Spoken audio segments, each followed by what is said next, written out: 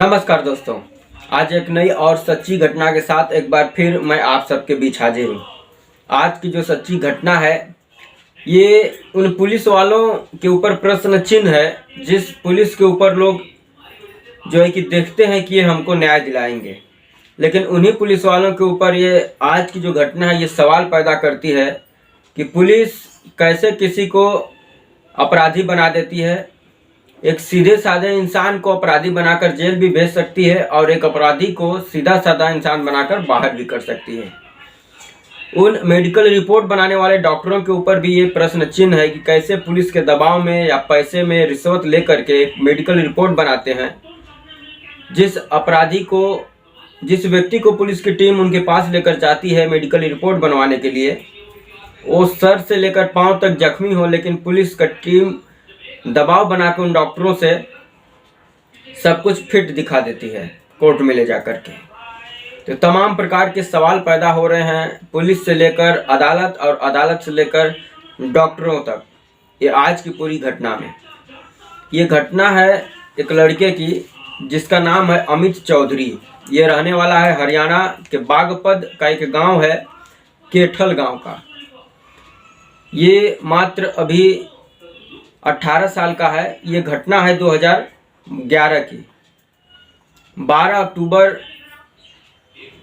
का वो रात था जो बागपत से जो अमित है अपने दीदी के घर उत्तर प्रदेश के शामली जिला गया हुआ था, और उसी रात उसी गांव में एक गैंगस्टर रहता था, सुमित उसका नाम था। उसके ऊपर जो है कि पुलिस की टीम रात में धावा बोलती है, उसका एनकाउंटर होता है। दोनों तरफ से गोलियां चलती है, सुमित गैंगस्टर की तरफ से भी पुलिस की तरफ से भी। उसमें एक पुलिस वाला मारा जाता है, 2-3 पुलिस वाले जख्मी होते हैं और एक पुलिस वाला ज़्यादा घायल होता है।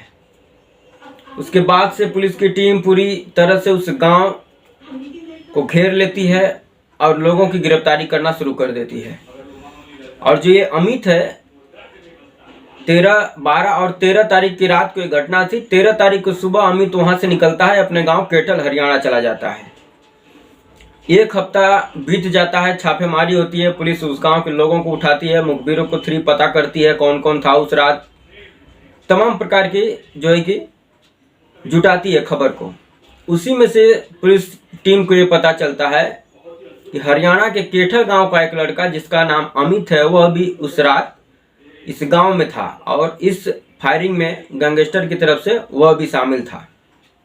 पुलिस की टीम उत्तर प्रदेश पुलिस की टीम जो है कि पूरे दल बल के साथ हरियाणा के बागपत के उस केठल गांव में धावा बोल देती है। अमित वहां पर उन लोगों को मिलता नहीं है, वह अपने किसी रिश्तेदार के घर गया हुआ था। अमित मिलता नहीं है। अमित के माता पिता को, उसके परिवार के लोगों को उत्तर प्रदेश की पुलिस उठा लेती है। अब अमित को इस बात की जानकारी होती है किसी के थ्रू कि तुम्हारे माता पिता को उत्तर प्रदेश पुलिस लेकर चली गई और तुम्हारे ऊपर इल्जाम यह लगा है कि जो तुम्हारे बहन के गांव शामली में जो उस 12 और 13 तारीख की रात को जो एनकाउंटर हुआ था पुलिस और गैंगस्टरों के बीच में, उसमें तुम्हारा भी नाम शामिल है। अमित घबरा जाता है, तुरंत वह भाग करके उत्तर प्रदेश पुलिस के पास जाता है जहाँ पर उसके जो है कि माता पिता और परिवार के लोगों को पुलिस ने पकड़ा था। जाकर वहाँ पुलिस वालों से कहता है, जो आईओ थे इस केस के, उनसे बोलता है कि उस केस में मेरा कोई लेना देना नहीं है, मैं तो अपने दीदी के घर वहाँ पर गया था और जैसे ही अगले दिन 13 तारीख को सुबह हम अपने गांव निकल गए। इस केस से, इस मैटर से मेरा कोई भी लेना देना नहीं है। लेकिन पुलिस की टीम अमित की एक भी नहीं सुनती है। उसके माँ बाप को तो छोड़ देती है, लेकिन अमित को पकड़ लेती है। अब 23 तारीख को अमित की जो है कि पुलिस हिरासत में लेती है, लेकिन वह दिखाती नहीं है कागजी तौर पे। अब 23 अक्टूबर से 3 नवंबर तक 10 दिन तक अमित को उत्तर प्रदेश पुलिस, जो थाना लगता है उत्तर प्रदेश का मुजफ्फरनगर, कहाँ रखती है, क्या करती है, किसी को कुछ पता नहीं। 4 नवंबर को पुलिस उसको कोर्ट में पेश करती है और इस दौरान 10 दिन के दौरान उसको इतना मारा पीटा जाता है, उसके साथ बुरी बर्ताव किया जाता है पुलिस के द्वारा। जो ही आता है उसको मारता है, पीटता है सर से लेकर पांव तक उसका पूरा शरीर जख्मी रहता है। उसके बाद उसको पुलिस की टीम लेकर मेडिकल बनवाने के लिए उसका मेडिकल रिपोर्ट एक हॉस्पिटल में लेकर जाते हैं। डॉक्टर देखते हुए भी फिट होने का मेडिकल रिपोर्ट दे देता है और वो मेडिकल रिपोर्ट पुलिस की टीम ले जाकर कोर्ट में पेश करती है। उसके बाद फिर उसको जो है कि पुलिस के न्यायिक हिरासत में भेज दिया जाता है, पुलिस के कस्टडी में कोर्ट द्वारा भेज दिया जाता है। उसके बाद फिर इसकी पिटाई होती है, बुरी तरीके से जख्मी होता है और फिर जब दोबारा इसको कोर्ट में पेश किया जाता है तो उस समय कोर्ट इसको जेल भेज देता है। अब दो पुलिस वाले अमित को लेकर के मुजफ्फरनगर जेल पहुंचते हैं और उस जेल में छोड़कर जैसे ही लोग बाहर आते हैं तब तक उस जेल का जो जेलर होता है वो अमित को देख लेता है। पास में जाकर अमित को देखता है, उसे पूछता है तो जेलर डर जाता है अमित को देखकर कि ये इतना जख्मी है, इतना बुरी तरीके से इसको मारा पीटा गया है, ये तो जेल में ही मर जाएगा, तो सारा का सारा इल्जाम जेल के ऊपर हो जाएगा, मेरे ऊपर हो जाएगा। जेलर तुरंत उन दो पुलिस वालों को रोकता है और बोलता है कि ये किस स्थिति में तुम इसको लेकर आए हो, पहले इसका मेडिकल रिपोर्ट होगा, उसके बाद ही मैं इसको अपने जेल में रखूंगा, अन्यथा तुम लोग इसको लेकर यहाँ से चले जाओ। अब उसका फिर उस जेलर के द्वारा उसका मेडिकल रिपोर्ट करवाया जाता है, तब उसमें आता है कि ये बुरी तरीके से जख्मी है, पूरा शरीर से में इसके जो है कि घाव है, जगह जगह बुरी तरीके से इसको मारा पीटा गया है, टॉर्चर किया गया है। अब दोनों पुलिस वालों का जो है कि हाथ पांव फूल जाता है। उसके बाद अमित जेल में चला जाता है। अब जेल में उसके अच्छे और बुरे दोनों लोगों से उसकी दोस्ती होती है। वो जो जेलर था उस जेल का, वो अच्छा इंसान था। अमित उससे बातचीत करता है और अपनी पूरी कहानी बताता है कि किस प्रकार से उसको पुलिस की टीम जानबूझकर इस केस में फंसाई है। मेरा इस केस से कोई भी लेना देना नहीं था, मैं अपने दीदी के घर आया था, उस रात एनकाउंटर हुआ था, लेकिन अगले ही दिन 13 तारीख को मैं अपने गांव केठल निकल गया था। लेकिन पता नहीं क्यों उत्तर प्रदेश पुलिस पूरा जो है कि केस मेरे ऊपर लाद करके हमको जेल में डाल दी है और हमको बुरी तरीके से टॉर्चर भी किया गया है पुलिस के द्वारा। तब जेलर को इसके ऊपर दया आती है। इधर उसके परिवार के लोग, नाते रिश्तेदार, गांव वाले सब इससे रिश्ता तोड़ लेते हैं, क्योंकि इसके ऊपर इतना बड़ा इल्जाम लगा था कि इसने पुलिस का हत्या किया है और गैंगस्टर से इसका नाता है। कुछ दिनों के बाद धीरे धीरे करके लगभग 2 साल 4 महीना 16 दिन के बाद इसको जमानत मिलता है। जमानत पर यह जब बाहर आता है, बाहर आने के बाद ये अपने गांव केठल जाता है तो गांव के लोग इससे डरने लगते हैं, इससे कोई बात नहीं करता है। नात रिश्तेदार इसके घर आना बंद कर देते हैं, केवल इसके परिवार के लोग इसके साथ खड़े रहते हैं। तब वो एक निर्णय लेता है कि वो पढ़ेगा, पढ़ के वकील बनेगा, एक अच्छा वकील बनेगा और अपने केस की खुद पैरवी करेगा और उसका लक्ष्य रहता है कि मैं अपने केस को जीतूंगा।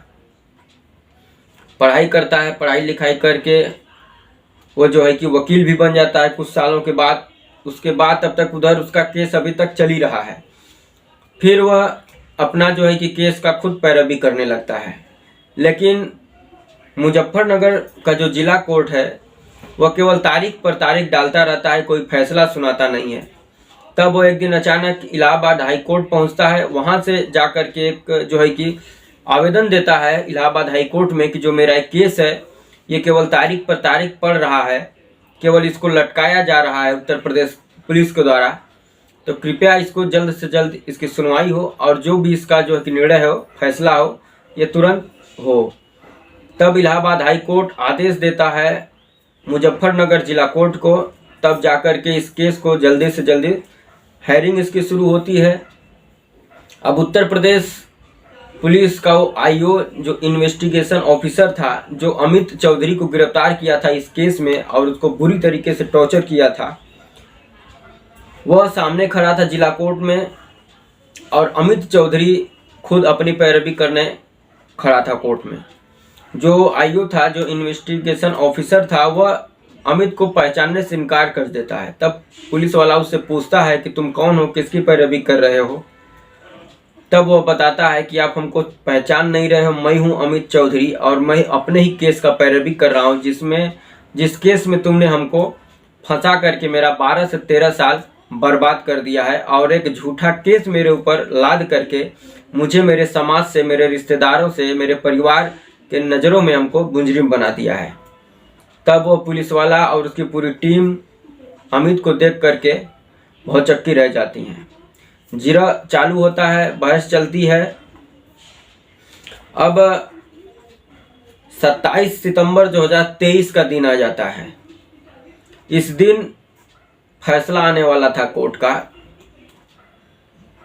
और कोर्ट में सब लोग वहां पर पहुंचते हैं। अमित भी पहुंचता है, उत्तर प्रदेश पुलिस की टीम भी पहुंचती है। सुनवाई तमाम प्रकार की चल रही थी। जो उत्तर प्रदेश की पुलिस है वो अमित के ऊपर आरोप लगाती है कि इसका पुराना नाता रहा है गैंगस्टरों के साथ, ये अपराधी रह चुका है। इस बात पर अमित चौधरी बोलता है कि यदि मेरे नाम पर इस केस को छोड़ा करके, जो झूठा केस इन लोगों ने लगाया है मेरे ऊपर, इसके अलावा अगर उत्तर प्रदेश में कहीं भी मेरे ऊपर कोई भी केस हो, छोटा से बड़ा तक, तो मैं ये पूरा इल्ज़ाम अपने सर पर लेता हूँ। अब जो जज साहब रहते हैं वो फाइल का पन्ना पलटते हैं। जिस हिसाब से उत्तर प्रदेश पुलिस ने वहाँ पर बयान दिया था कि ये अपराधी रह चुका है, इसका आपराधिक रिकॉर्ड है, लेकिन उस जो चार्जशीट दायर की थी उत्तर प्रदेश पुलिस, उसमें कोई भी ऐसा इल्ज़ाम अमित के ऊपर नहीं था। ये देख करके जज साहब उत्तर प्रदेश पुलिस को फटकार लगाते हैं, और लास्ट में जब फैसला आता है उसमें अमित बाइज्जत बरी हो जाता है। 2011 का मामला 2023 में इसका निर्णय आता है, और उसमें जो अमित चौधरी है, जिसके ऊपर उत्तर प्रदेश पुलिस गैंगस्टर के साथ संबंध बताया था, इनकाउंटर में गैंगस्टरों के साथ पुलिस वालों को मारने का आरोप था, तमाम प्रकार का उत्तर प्रदेश पुलिस इसके ऊपर जो केस लादा था, उसमें मुजफ्फरनगर का जिला कोर्ट इसको बाइज्जत बरी कर देता है, और उत्तर प्रदेश पुलिस को फटकार लगाता है कि तुम लोगों की वजह से एक लड़के का जीवन बर्बाद हो गया, 12 साल बर्बाद हो गया। तब अमित बोलता है उत्तर प्रदेश पुलिस के उन अफसरों से जिन्होंने उसके ऊपर केस लगाया था झूठा, कि तुम लोगों की वजह से मेरा 12 साल बर्बाद हो गया, और मैं कहाँ पढ़ लिख कर मिलिट्री में जाने का सोचा था, तुम लोगों ने हमको वकील बनवा दिया। इस प्रकार से जो अपराधी उत्तर प्रदेश पुलिस बनाया था अमित को, वो बरी होता है। उत्तर प्रदेश पुलिस शर्मिंदा होती है। और उसके बाद ये अभी जिला कोर्ट का निर्णय था, उसके बाद भी 60 दिन का समय था उत्तर प्रदेश पुलिस को इस मामले को supreme court, Allahabad high court में उठाने का। लेकिन आज के डेट तक उत्तर प्रदेश पुलिस के द्वारा इस मामले को अभी तक इलाहाबाद हाई कोर्ट में नहीं उठाया गया है। इससे ये जाहिर होता है कि उत्तर प्रदेश पुलिस से वहाँ पर चूक हुई थी। अब चूक हुई थी या जानबूझकर जो कि इसको अपराधी बनाया गया था, इसलिए अभी तक उत्तर प्रदेश पुलिस इस मामले को लेकर के इलाहाबाद हाई कोर्ट में नहीं गई है। और अमित जो है वह आज बरी है, अपने घर वालों के पास, अपने परिवारों के साथ, नात रिश्तेदारों के साथ, गाँव वालों के साथ। जो इसके माथे पर जो कलंक था वो धुल गया है। तो यही थी आज की सच्ची कहानी कि किस प्रकार से पुलिस एक सीधा साधा इंसान को अपराधी बना सकती है, या एक अपराधी को पुलिस चाहे तो सीधा साधा इंसान बना सकती है। तो यही थी आज की सच्ची कहानी। ऐसी तमाम कहानियों के लिए हमारे चैनल संगीता.रिंकू जी को सब्सक्राइब करें। वीडियो अच्छा लगे तो लाइक कर दें, शेयर करना ना भूलें। जय हिंद, वंदे मातरम।